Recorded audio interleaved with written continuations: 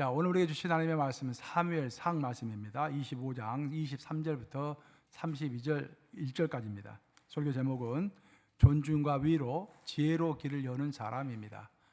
자, 좀 본문이 기니까 오늘은 교독하도록 하겠습니다. 한 절씩 교독합니다. 제가 먼저 읽습니다. 아비가일이 다윗을 보고 급히 나아기에서 내려 다윗 앞에 엎드려 그의 얼굴을 땅에 대니라. 그가 다윗의 발에 엎드려 이르되 내 주여 원하건대 이 죄악을 나 곧 내게로 돌리시고 요정에게 주의 귀에 말하게 하시고 이 요정의 말을 들으소서.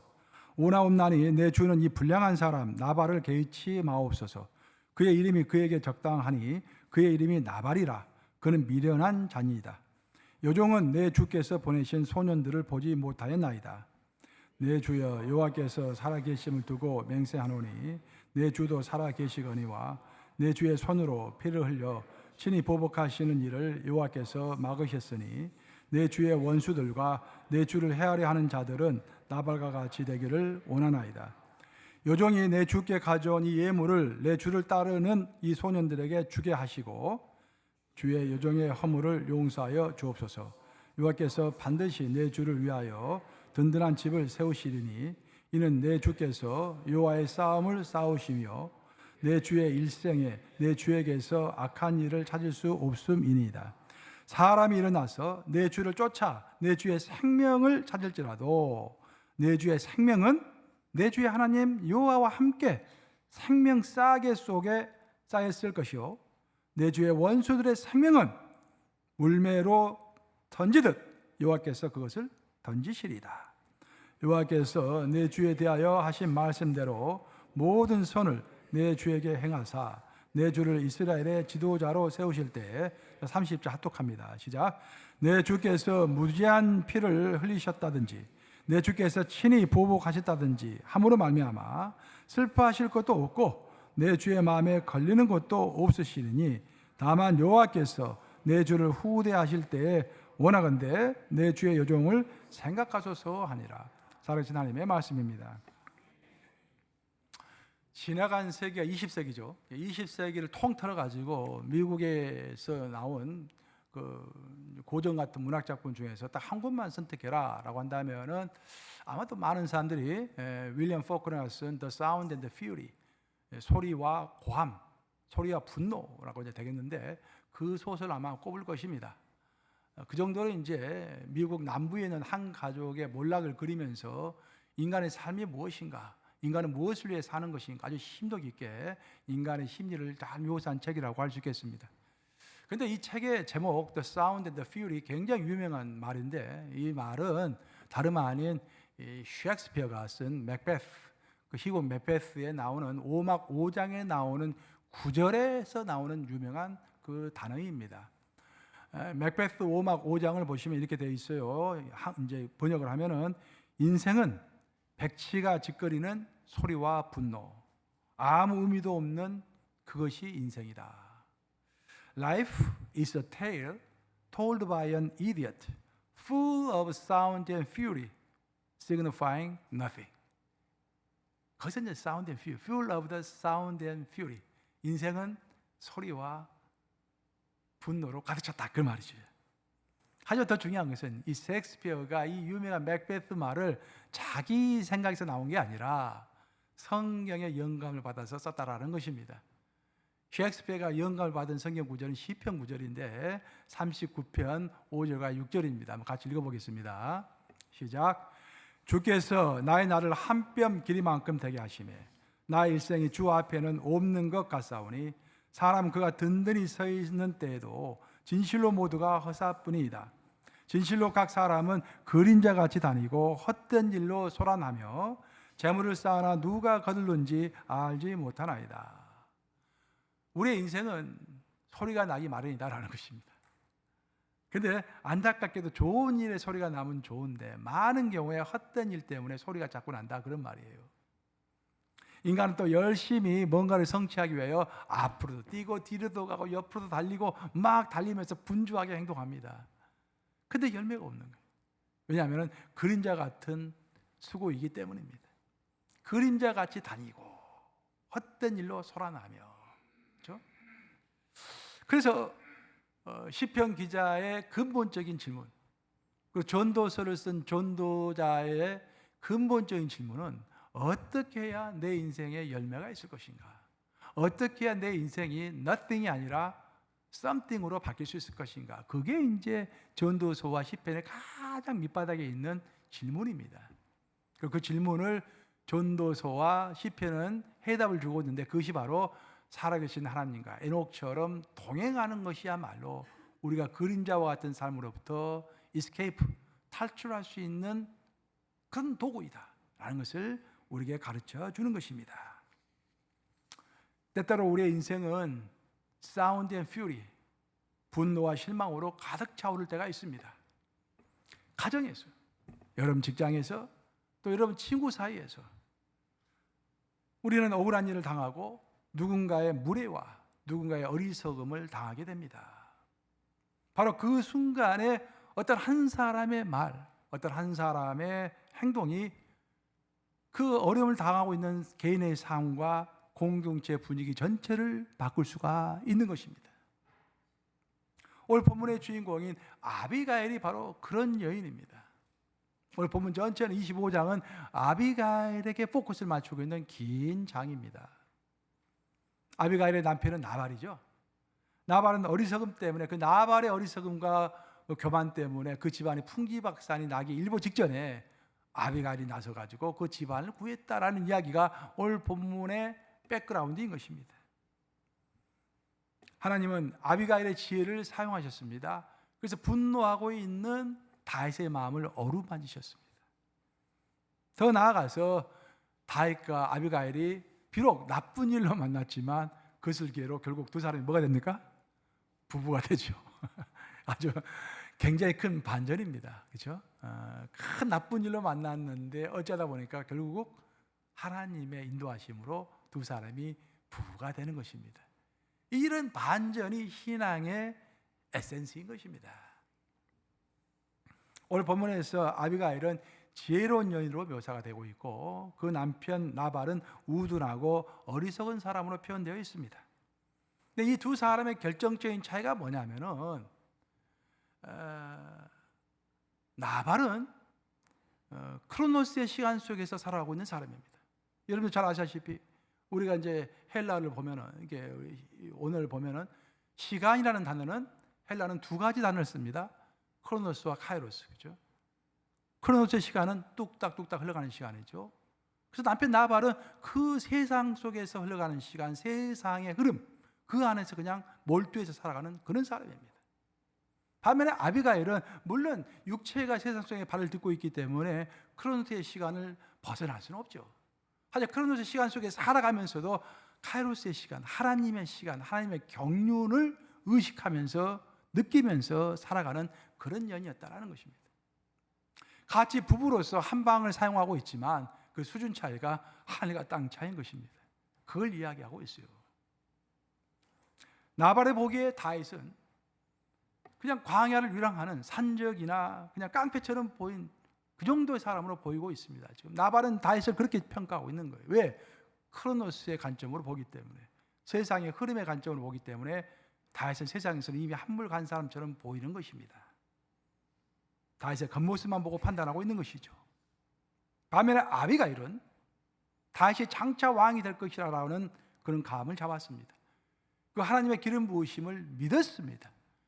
당장 눈앞에 보이는 다윗은 위태위태하고 금방 죽을 것 같지만 그래도 하나님이 살아계시니 반드시 다윗을 왕으로 만드실 것이다라는 그런 카이로스의 관점을 가지고 있었던 것입니다. 나발은 다윗의 진가를 몰라봤고 시대를 분별하지 못하고 있습니다. 반면에 아비가일은 다윗을 도와서 그가 큰 실수를 하는 것을 지혜롭게 막아주었습니다. 그래서 하나님 보시기에 아비가일은 다윗과 짝을 이루기에 그 수준이 맞다고 생각하신 것입니다. 25장은 다윗이 나발이라고 하는 사람으로부터 무시를 당하는 장면을 중심으로 이야기가 전개됩니다. 그래서 무시라는 단어가 키워드. 나발은 다윗을 무시합니다. 근데 다윗은 평생에 걸쳐서 목숨처럼 지키는 삶의 원칙이 하나가 있었습니다. 그 원칙은 뭐냐면은 나는 절대로 보복을 내 스스로 하지 않는다. 하나님이 하시도록 나는 하나님께 보복을 맡겨둔다라는 것이 다윗의 평생 철칙이었습니다. 그래서 자기를 그렇게 괴롭히는 사울도 절대로 손을 대지 않고, 하나님께서 기름 부은 자를 내가 손대지 않겠다라고 해서 절대로 자기 손을 대지 않았고, 아시다시피 요압 장군도 그렇게 괴롭혔지만 절대로 손을 대지 않았습니다. 대신 자기가 죽을 때 아들 솔로몬을 불러가지고 유언으로 남기죠. 내가 사실은 요압 때문에 평생 고생 많이 했다. 근데 내가 손을 대지 않았는데 너가 좀 손을 대서 죽여라 라고 유언을 남기고 죽죠. 아들이 죽이죠. 이런 다윗의 원칙은 사무엘상 24장까지 지켜지는 거예요. 그 이제 25장 오늘 본문에 나왔지 않습니까? 이 25장에서 그 원칙이 깨지려고 하고 있습니다. 일생일대 위기에 처해 있는 것이죠. 다윗은 나발이라고 하는 인간을 향하여 그의 감정이 폭발하고 맙니다. 그래서 나발에 있는 모든 남자들은, 그 종들이 많을 거 아니에요. 그 종들까지 한 명도 남겨놓지 않고 남자들은 다 씨를 말리겠다라고 생각하고 거칠게 군대를 이끌고 나발에게 돌진해 가고 있는 것입니다. 이 공격적인 행동은 후에 그가 왕이 되었을 때 또 그의 인생 전체에서 영원한 오점을 남길 수 있는 그런 심각한 일이었습니다. 이렇게 다급한 위기의 상황에서 다윗을 진정시키고 또 다윗으로 하여금 자신의 행동을 스스로 돌아볼 수 있는 마음의 여유를 준 사람이 바로 아비가일이었다, 그런 말입니다. 우리 모두에게 이런 아비가일이 필요한 것입니다. 나발은 본문을 보시면 이제 양이 3,000마리예요. 그리고 연소가 1,000마리입니다. 여러분, 말이 4,000마리지 4,000마리 모아보면 얼마나 많겠어요. 100마리면 돼도 어마어마하게 많게 보이는데 4,000마리 상상이 안 됩니다. 그 정도로 큰 부자였다, 거부였다 그런 말. 그 지역에서 제일 거부였다 그런 말이에요. 네, 이제 이스라엘 백성들이 수입을 얻는 방법은 양고기를 팔든지 양젖을 팔든지 양젖으로 만든 치즈를 팔든지 그렇게 해서 돈을 버는 방법이 하나 있고, 또 양털을 깎아서 돈을 법니다. 양털을 가지고 옷도 만들고 천막도 만들고 카페트도 만들고, 양털이 비싸지 않습니까?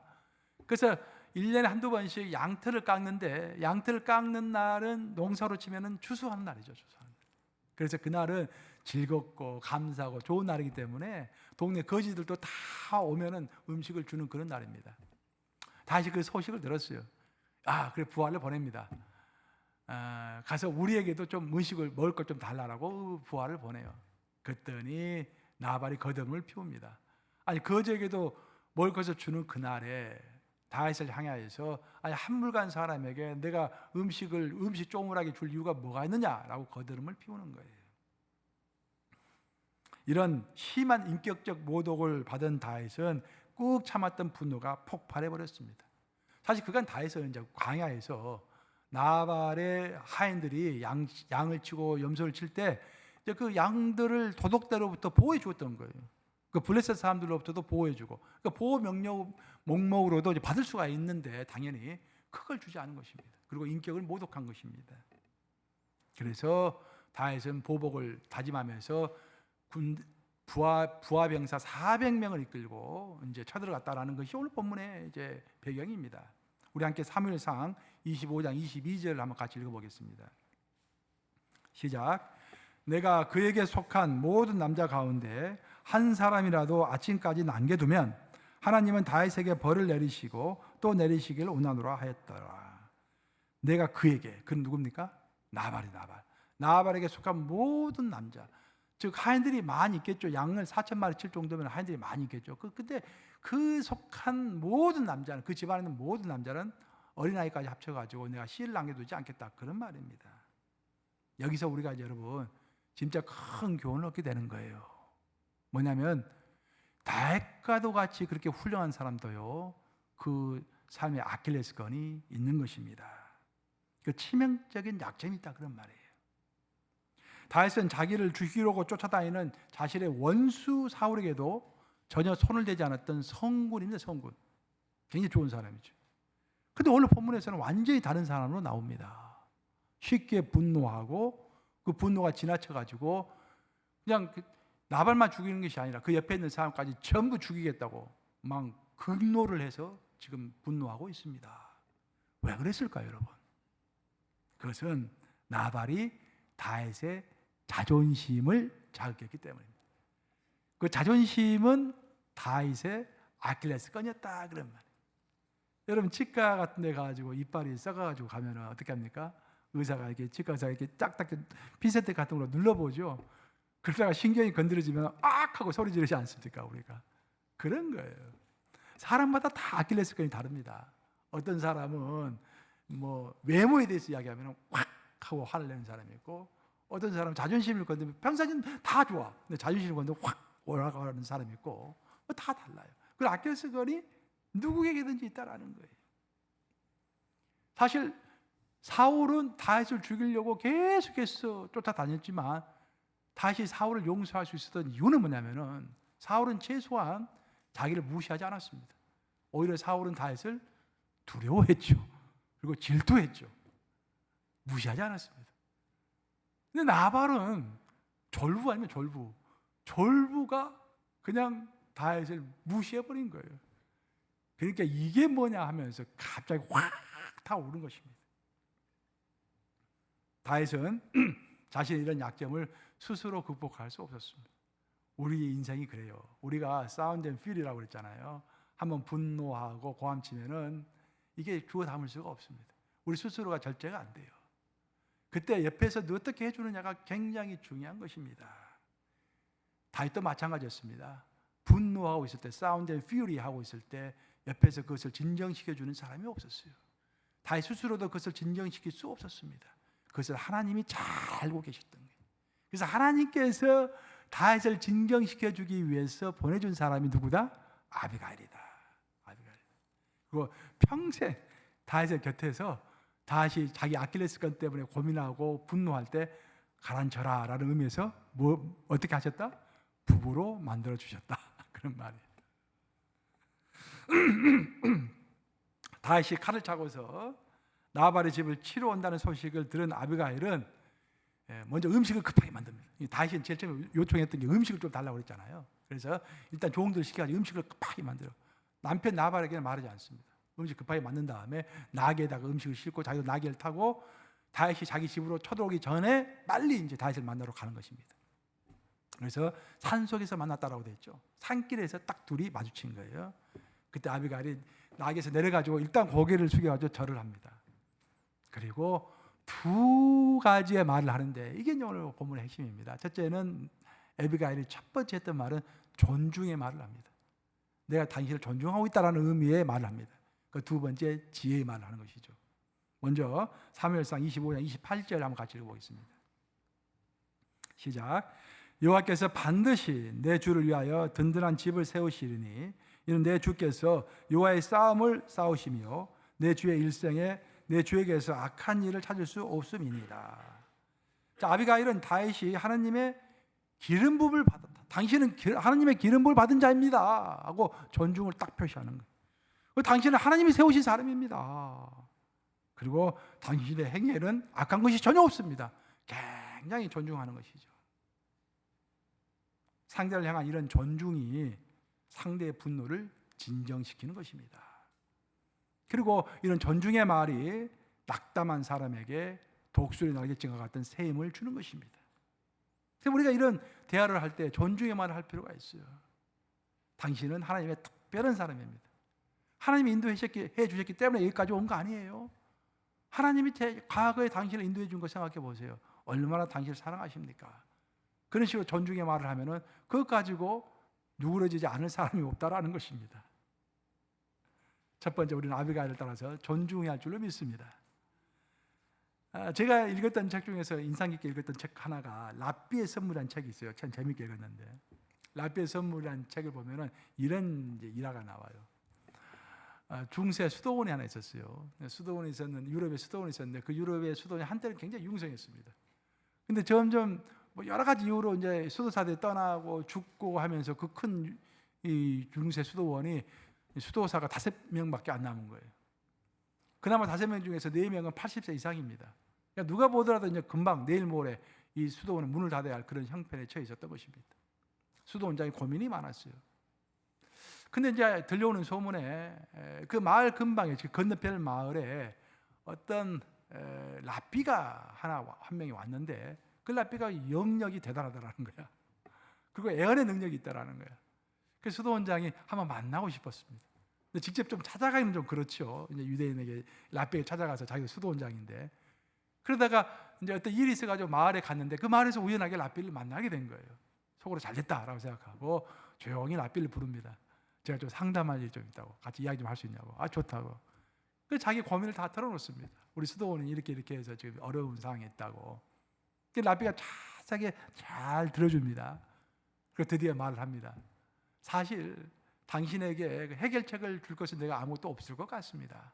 근데 한 가지 필링이 저한테 강하게 옵니다. 스트롱리, 굉장히 강하게 어떤 느낌이 오는데, 필링이 오는데, 그것은 그 5명 중에 한 사람이 이 나라 전체를 이끌고도 남을 만한 영역이 대단한 한 사람이 있다라는 그런 느낌이 내게 강하게 옵니다.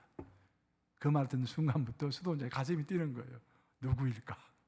그리고 급한 마음이 빨리 이제 수도원에 와가지고 남은 4명에 그 말을 전하는 것입니다. 오늘 말이야, 라삐를 만났는데 실은 그 라삐가 우리 가운데 5명 가운데 1명은 대단한 영역의 소유자래. 이 나라 전체를 움직일 수 있는 그런 사람이래. 그제 그 말을 들은 나머지 4명도 전부 다 속으로 생각하기 시작합니다. 그 1명이 누굴까? 사람들이 생각하기를 물론 수도원장이겠지. 30년 동안 우리 인도에 주었으니 수도원장이 그런 영역이 있는 사람이겠지. 아니야. 토마스가 아닐까? 토마스 형제는 거의 말을 하지 않잖아. 하지만 묵직하고 뭔가 깊이가 있어 보이잖아. 그 사람이 혹시 하나님이 숨겨둔 그런 위인이 아닐까? 아니, 엘레들은 절대 아닐 거야. 그건 독설가잖아. 말을 함부로 하는 사람이잖아. 이제 가만히 있어봐. 성경을 읽어보면 선지자는 언제든지 독설가였잖아. 그럼 엘레드가 혹시 숨겨놓은 그 위대한 인물이 아닐까? 그런 식으로 생각이 딱 바뀌는 거예요. 그전엔 전부 네거티브하게 부정적인 생각만 하고 있다가 그 1명이 누굴까라는 생각이 꽂히면서 생각이 바뀌어지는 것입니다. 그러면서 5명 사이에 서로 대화할 때마다 상대를 의식하기 시작합니다. 저 사람이 그 한 사람일지 몰라. 그 생각을 하니까 자기도 모르는 사이에 존귀한 말을 하게 되고, 또 자기도 모르는 사이에 품위와 신뢰가 드러나는 그런 발언을 하기 시작한 것입니다. 그러면서 그 5명 사이의 분위기가 아주 성스러운 분위기로 바뀌어지는 거예요. 그 수도원은 오래된 수도원이었기 때문에 여행객들이 많았습니다. 젊은 사람들도 많이 와서 거기서 점심도 먹고 그러는데, 그 젊은 사람들이 와서 딱 보니까 뭔가가 분위기가 다르거든. 굉장히 성스러운 분위기가 그걸 지배하거든. 예. 여러분 떼제 공동체 아시죠? 프랑스에 그런 분위기가 이제 이게 딱 느껴지는 거예요. 그래서 거기에 매혹을 느낀 몇몇 젊은이들이 그 수도원의 수도사로 헌신을 했습니다. 그 처음처럼 한 사람 한 사람이 모이들더니 수도원이 다시 부흥이 된 것입니다. 서로 간의 존중이 새로운 부흥의 역사를 가져왔다는 의미심장한 이야기인 것입니다. 아비가일은 다윗에게 존중의 말을 했습니다. 사실 그걸로 끝나는 것이 아니라 아비가일은 오늘 길게 이야기하지 않습니까? 또 한마디를 했는데, 핵심적인 말을 했는데, 그것은 아비가일은 지혜로운 말을 했다라는 것입니다. 우리 함께 30절과 31절 한번 같이 읽어보겠습니다. 시작. 여호와께서 내 주에 대하여 하신 말씀대로 모든 선을 내 주에게 행하사 내 주를 이스라엘의 지도자로 세우실 때 내 주께서 무죄한 피를 흘리셨다든지 내 주께서 친히 보복하셨다든지 함으로 말미암아 슬퍼하실 것도 없고 내 주의 마음에 걸리는 것도 없으시리니. 지금 다윗은 자존심이 상해가지고 앞뒤가 안 보이죠. 지금 눈에 아무것도 안 보입니다. 나발을 지금 아주 죽이려고 하고 있습니다. 그때 아비가일이 그를 일단 존중의 말로 그를 진정시킨 다음에 지혜로운 말을 합니다. 다윗이시여, 생각해 보소서. 나중에 당신은 왕이 될 사람인데, 왕이 되고 나면은 사람들이 뒤에서 수근수근 할 거 아닙니까? 다윗은 말이야, 그 나발 같은 힘없는 사람을 쳐들어가지고 민간인을 학살한 사람이야. 다윗은 말이야, 보복을 하나님께 의뢰하지 않고 자기가 피를 묻힌 사람이야. 그런 식으로 당신에 대해서 이야기할 거 아닙니까? 그리고 당신 스스로도 양심에 꺼림이 있을 거 아닙니까? 누가 보더라도 논리적이고 누가 보더라도 지혜로운 말 아닙니까? 즉 아비가일은 단순히 위기를 모면하는 것을 끝마치는 것이 아니라, 그냥 침바른 소리만 하고 끝나는 것이 아니라 진실로 다윗을 생각해서 다윗에게 하나님 앞에서의 올바른 길이 무엇인지 객관적으로 이야기해주고 있는 것입니다. 다윗은 자신의 일이 지금 자기가 무시당하고 있다고 생각하기 때문에 생각이 굉장히 주관적입니다. 이치를 파악할 수 없는 상황입니다. 사운드 앤 퓨리에 갇혀 있는 사람입니다. 하지만 아비가일은 그것을 객관적인 입장에서 지혜로운 말로 다윗에게 설명해 주고 있는 것입니다. 성경이 말하는 지혜라는 것이 바로 이런 것입니다. 성경은 항상 우리의 모든 것이 타인을 위해서 있다라고 이야기하죠. 예수님의 생명은 많은 영혼을 구원하기 위하여 있는 것처럼 우리의 인생도 타인을 위해서 있는 것이라고 성경은 이야기하죠. 마찬가지로 지혜도 내 삶을 위한 지혜도 필요하겠지만 무엇보다도 하나님께서 우리에게 지혜를 주신 이유는 타인의 삶을 윤택하게 하기 위해서 우리에게 지혜를 주신 것입니다. 그래서 우리는 이런 지혜, 순간의 감정에 휘둘리고 있는 사람들, 그리고 하나님의 관점에서 상황을 보지 못하는 사람들에게 이야기해 줄 수 있다고 한다면 그것이 우리가 가지고 있는 하늘 지혜인 것입니다. 제가 미국에 와서 최초로 구입했던 책이 워싱턴 포스트의 신문 기자이면서 풀리처상을 2번이나 수상했던 밥 우드워드 책이었습니다. 제가 밥 우드워드 알아서 이제 책을 산 게 아니라 1993년에 제가 이제 미국 사무소에서 일을 좀 했었는데 이제 파견 나와서 이제 한국으로 돌아가면서 나를 좀 도와준 사람에게 선물 좀 해야 할 것 같은데 매일 일을 하니까 선물을 살 시간이 없잖아요. 그래서 사무소 근처에 있는 반센 노블에 갔어요. 이제 그래서 베스트셀러가 뭔가 쭉 봤더니 그 중에서 표지가 아주 멋있는 책이 있더라고요. 그 책이 이제 밥 우드가 쓴 책이었어요. 그래서 그 책을 사가지고 이제 선물하고 밥 우드라는 이름을 제가 그때부터 기억을 했습니다. 근데 세월이 한참 흐른 다음에 어떤 잡지를 읽는데 밥 우드의 일대기가 나오더라고요. 그래서 흥미로워서 한번 쭉 읽어봤어요. 근데 그런 이야기가 나와요. 밥 우드가 이제 대학을 졸업을 앞두고 대학교 4학년 때 워싱턴 포스트 편집국장을 찾아갔대요. 워싱턴 포스트 하면 미국의 양대 신문 아닙니까? 뉴욕 타임즈하고 워싱턴 포스트 굉장히 신문사잖아요. 지금도 그렇지만 그 당시에 더 그랬죠. 요즘에는 이제 인터넷이 발달해가지고 그 위상이 많이 떨어졌는데 편집장을 딱 찾아간 거예요. 그 어린 대학생이. 그래가지고 내가 이 워싱턴 포스트에 기자를 하고 싶으니 나에게 기회를 주십시오라고 이야기한 것입니다. 굉장히 당돌하죠.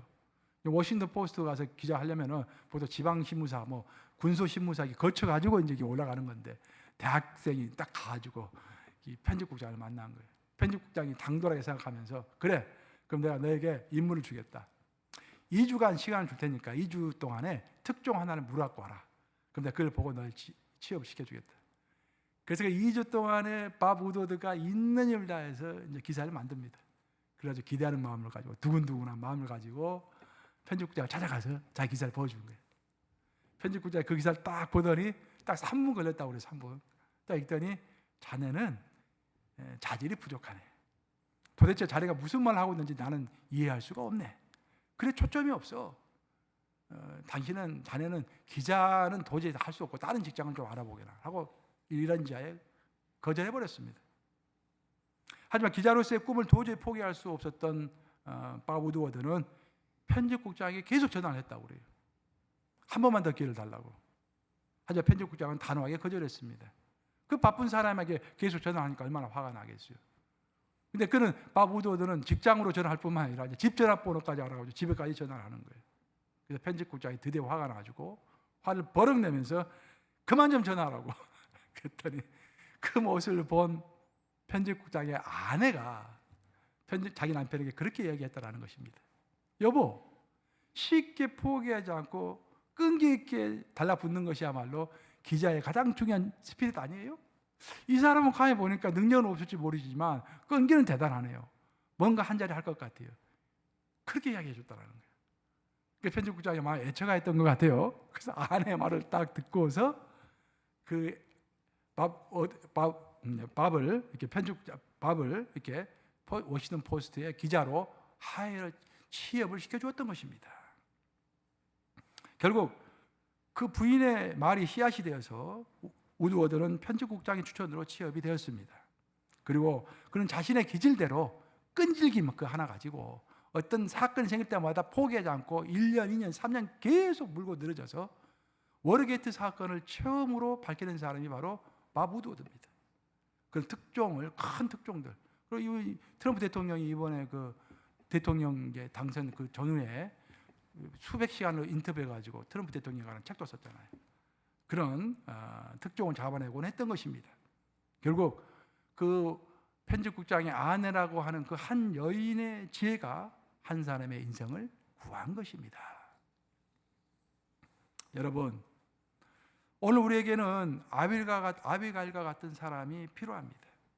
저도 비슷한 경험이 있어요. 제가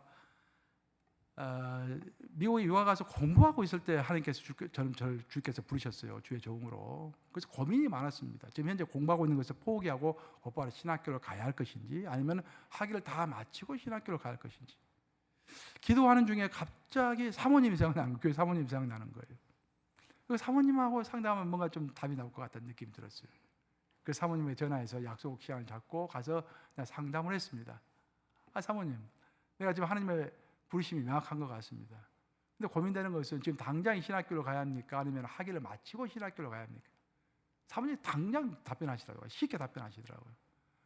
신학은 나이가 들었어도 얼마든지 50, 60 돼서도 할 수 있는 것이 신학이지만, 너가 지금 하고 있는 공부는 여기서 멈추면은 이제 더 이상 이 길로 다시 돌아올 수는 없다. 그렇게 답변을 주시더라고요. 머리가 상쾌하게 딱 정리가 되더라고요. 그러나서 이제 학위를 다 마치고 신학교를 갔죠. 지금 돌아서 생각해 보니까 제 인생에서 내렸던 결정 중에서 가장 잘 내린 결정 중에 하나였던 것 같아요. 왜냐하면은 이 세상에 관한 학문을 좀 하고 이렇게 세상에서 이런저런 일을 하다 보니까 이 인간을 좀 이해하게 됩니다. 세상을 이해하게 됩니다. 그러다 보니까 성경도 더 잘 또 깊이 있게 이해를 하게 되는 것 같아요. 그런 측면에서 하나님께서 그런 영감을 저에게 그때 주시지 않았는가. 한 여인, 그 사모님의 그 조언이 저에게 큰 역할을 했던 것입니다. 오늘날 우리에게는 이런 아비가일과 같은 사람이 필요합니다. 동시에 하나님은 우리 스스로가 다른 사람의 아비가일이 되기를 원하시는 것이죠. 우리가 타인을 향해 보내는 존중과 지혜의 말은 누군가의 인생을 살릴 수가 있습니다. 우리의 가정과 우리의 직장과 우리의 교회 안에서 아비가일처럼 정말 타인을 존중하고 타인을 지혜롭게 해주는 그런 말을 하는 그런 하나님의 사람이 되시기를 우리 주님의 이름으로 축원합니다. 기도하겠습니다. 좋으신 아버지 감사합니다. 이 아비가일을 통하여서 큰 교훈 주신 것, 아비가일